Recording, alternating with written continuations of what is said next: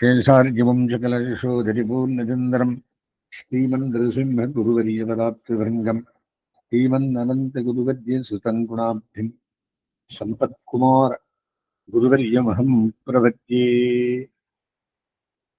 गीतासु गीता कर्तव्या किमन्यैः शास्त्रविस्तरैः या स्वयं पद्मनाभस्य मुखपद्माद्विनिःसृता वसुदेवसुतं देवं कंसचाणूरमर्दनं देवकी परमानन्दम् कृष्णं वन्दे जगद्गुरुम्. Today's subject matter of discussion is the 17th chapter of Bhagavad Gita, which tells us about the Sraddhātraya-Vibhāga yoga. It is the account of the two ways of life, and the concluding emphasis on the Shastras evokes a natural question on the part of the Arjuna.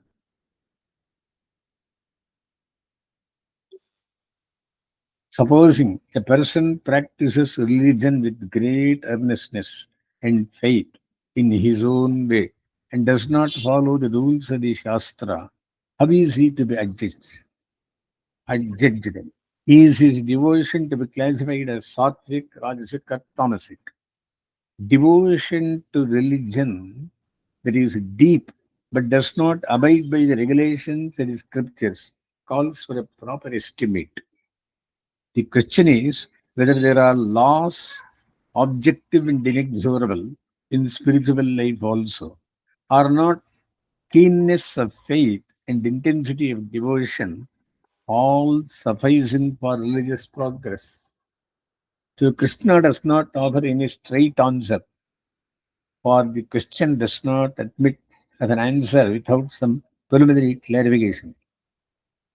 Earnest faith is all important, and it constitutes, as it were, the essence of man. But the quality of faith depends upon the quality of mind. Mind is swayed by the three gunas. Hence, there are three levels of faith depending upon the predominance of one's own gunas. The word used in both the question and the answer is Shraddha, which has been rendered as earnest faith. Ramarya explains the word as meaning eagerness for endeavor proceeding from faith. It is neither a passive assent nor mere impetuosity. It is energetic effort founded on indomitable faith. Now, this quality of Shraddha is itself classifiable into three kinds. Shraddha, proceeding from Sattva, is enlightened and induces worship of elevated and holy powers. Shraddha of the nature of Rajas causes the practice of the cult of Yakshas and Rakshasas. Tamasic Shraddha is responsible for the worship of ghosts and evil spirits. With this clarification, the question can be faced properly. Those who discard the knowledge inculcated in the Shastra and practice hard austerities with pride and egotism, carried away by their own desires, passions, and strength, foolishly mortifying their bodies and injuring the divine spiritual principle in themselves, are to be understood as moved by asuric resolve.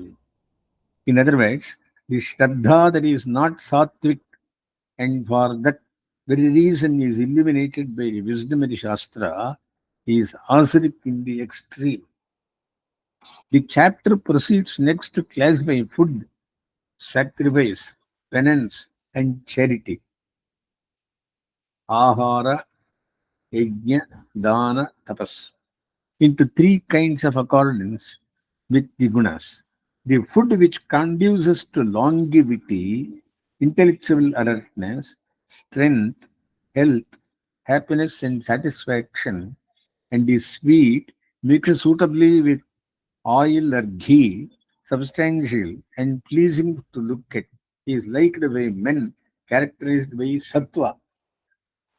What is bitter, sour, oversalted, very hot, very pungent?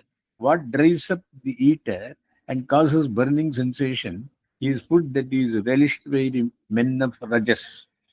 What is stale has lost its original taste, has acquired a different taste by lapse of time, smells bad, has remained over after being partaken by others, and is not associated with any worship, is the food that men of Tamas enjoy.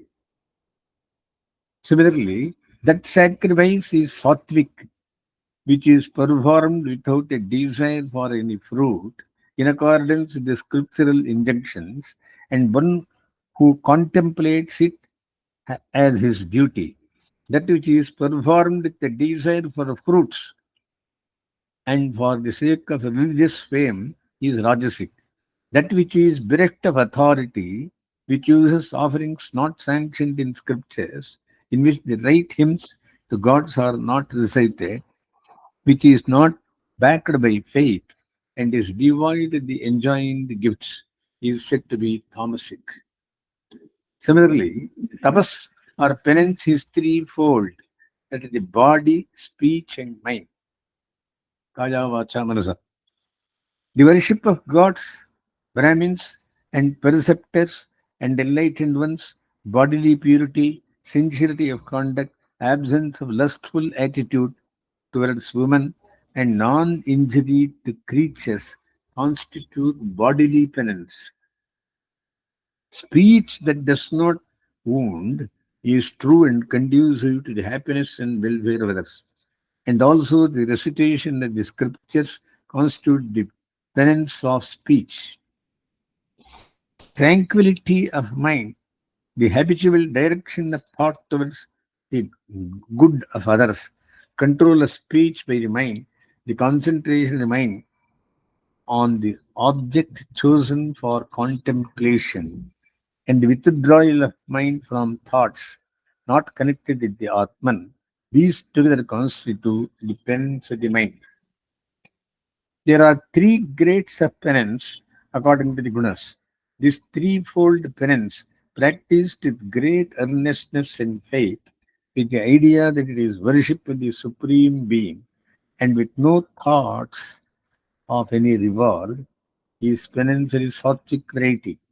That which is performed for the sake of winning the good opinions of others, their praise and their veneration, and with a view to obtain some reward, is penance of the rajasic kind. Its reward cannot be enjoyed in rest, for there is always the fear of losing it. It is also perishable.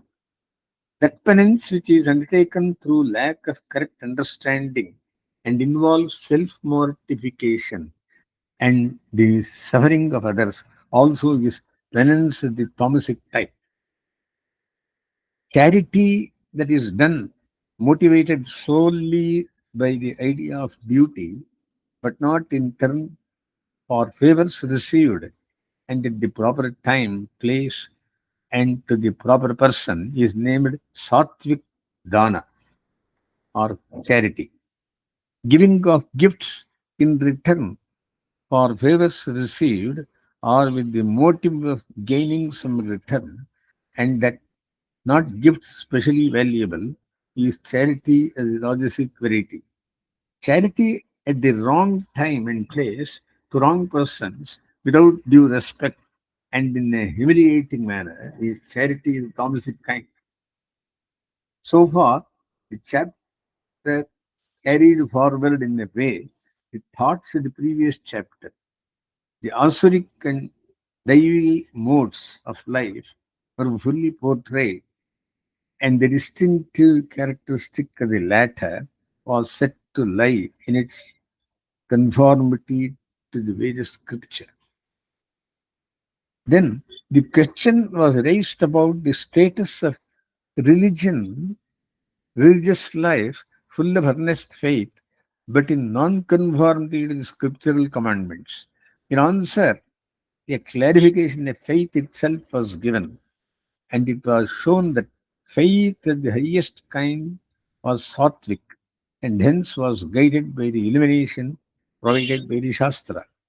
The lowest level of faith is tamasic in the extreme and pursues ways contrary to the regulation of the Shastra. In continuation of the classification of faith on the basis of three gunas, a similar classification of foods, sacrifices, penances, and charity was set forth. Ahara, Yajna, Dana, Tapakarma. Now, the chapter concludes by introducing a formula that is said to be with everything Vedic. In consequence, the Vedic utterances, the followers of the Vedas, and the rights and duties in accordance with the Vedas are said to involve the uses of the formula. The formula has significance which is at once ritualistic, symbolic, and mystic. The formula is Om Tat Sat. It consists of three words. The first one is Om. It is of universal application in everything Vedic. The followers of the Vedas must utter it. It must be uttered as part of all Vedic recitation, and it must be used while performing all acts enjoined by the Vedas. Whether the Vedic religion practiced is of the realistic type, aiming at happiness, or the enlightened one, aiming at liberation, the use of the expression is imperative. Its meaning is not elucidated here. Its general import is taken for granted. It signifies the supreme reality, and the duality must bear in mind.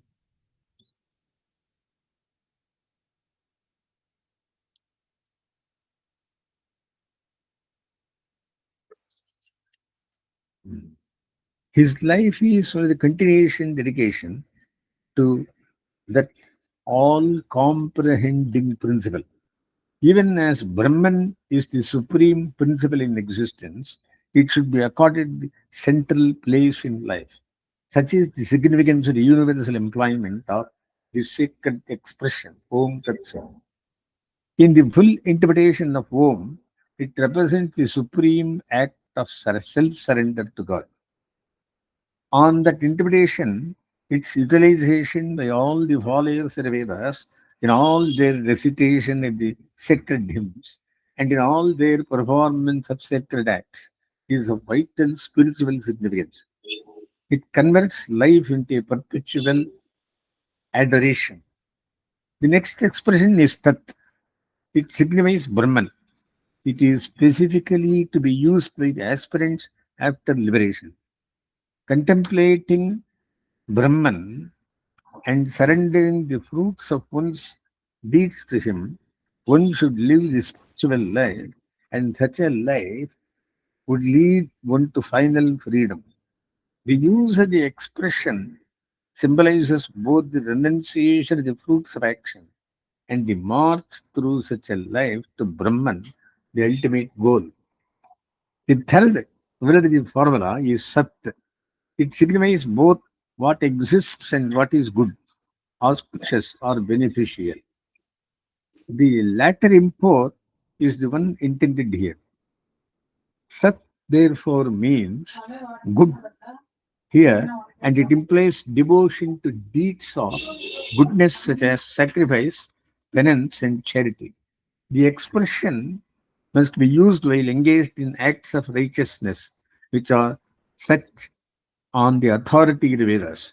The good deeds may be performed for purposes of securing welfare by the operation of the law of karma. The application of Sat is in connection with such deeds, while Tat applies only to deeds of those who are seeking liberation.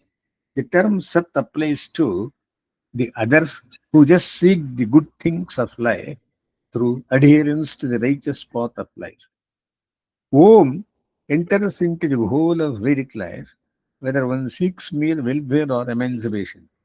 Tat characterizes exclusively the life of the aspirant after liberation.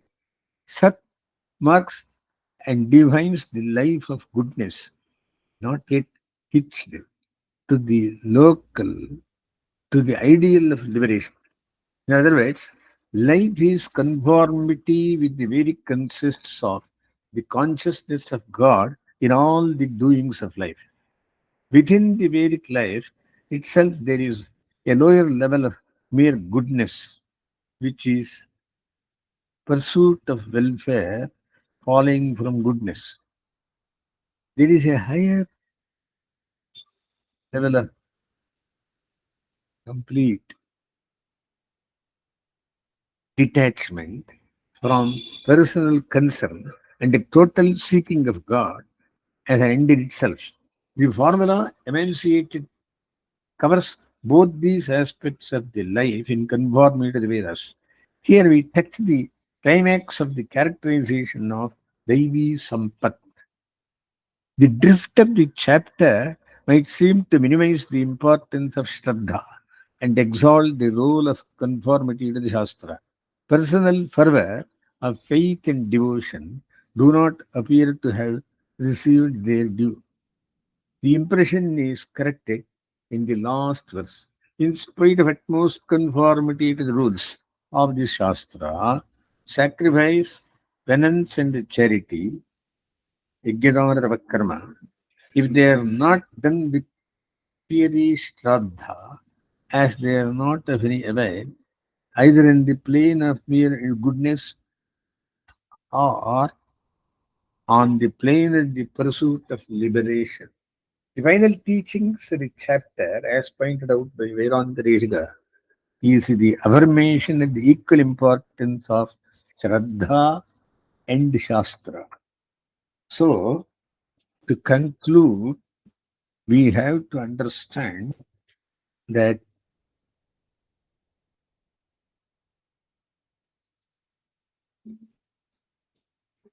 Paratattva should be understood, as also the necessary knowledge that the means for attaining it can be had only through Vedas. It will be shown in this chapter what does not conform to Shastras, being demoniac, is fruitless, and that works, karmas, conforming to Shastras, are threefold as per gunas. Not knowing that works not conforming to Shastras are fruitless, Arjuna queries in order to know the fruits in terms of sattva and other gunas resulting from sacrifices not enjoined in the Shastras but done with faith. Question: what is the position, meaning nishtha, of those who are filled with faith but put aside the Vedic injunctions and perform sacrifices? Is their nishtha one of sattva, rajas, or tamas? In which do they abide? Responding to the question, the Lord avers the futility of faith and sacrifices not conforming to Shastras and expounds the threefold nature of faith as per Shastras. All Kshetrajnas, embodying beings, have a threefold faith emanating from their Swabhava, the inborn nature. Past vasanas, subtle impressions give rise to that nature. Vasana, ruchi, that is taste, and the shraddha, faith, all born of gunas, contribute to the qualities of self. The gunas, of course, are the qualities of the body, the senses, internal organs, and sense objects. They influence the qualities of the self.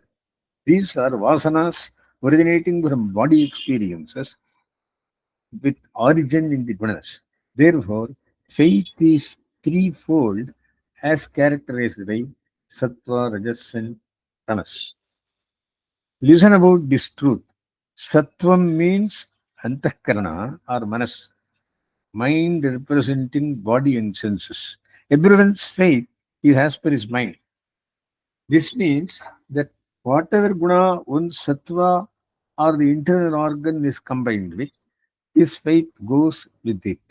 Man comprises faith, and whatever faith a man is possessed, he is that verily. That is, if he is combined with good karmas, he will be subject to their fruits. That means the fruit and the Shraddha are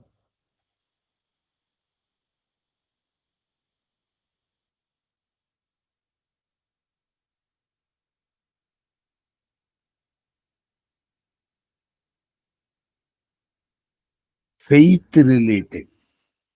Those rich in sattvic quality worship gods with sattvic faith. Faith in such sacrifice, which gives rise to supreme joy unmixed with sorrow, is of sattvic nature. The Rajasika one worship yakshas and rakshasas, and the Tamasika ones, the dead ancestors and groups of bhutas. The faith arising out of Rajas brings in limited joy coupled with pain, and that the Tamas extremely limited joy, almost edging on pain. Thus, sacrifices done as per Shastras bring varying fruits depending on gunas of the sacrifices.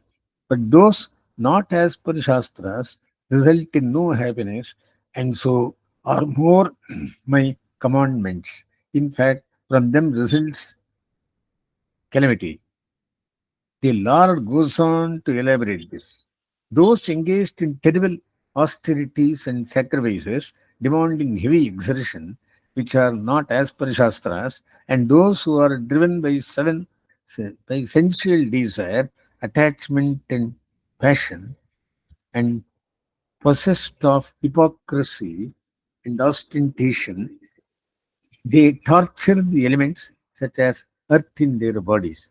They also torture the individual self, which is a part of myself present in their bodies. Such sacrifices are performed by demoniacal ones with demoniacal results. They violate my commandments and therefore receive not a bit of joy, but fall into a foul naraka, facing many calamities.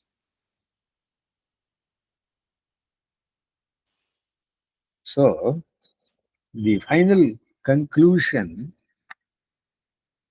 tells us about this position as follows. Despite being as per Vedas, if the offerings are made without Shraddha or faith, are termed asat, unreal, inefficient. This is because it comes to not here or hereafter. It will not be suitable either for moksha or samsara. Asmin Gurusmarambham, Yadishekaravathyamam, Lakshmi Vallabhaparyantam, Vande Guru Paramparam.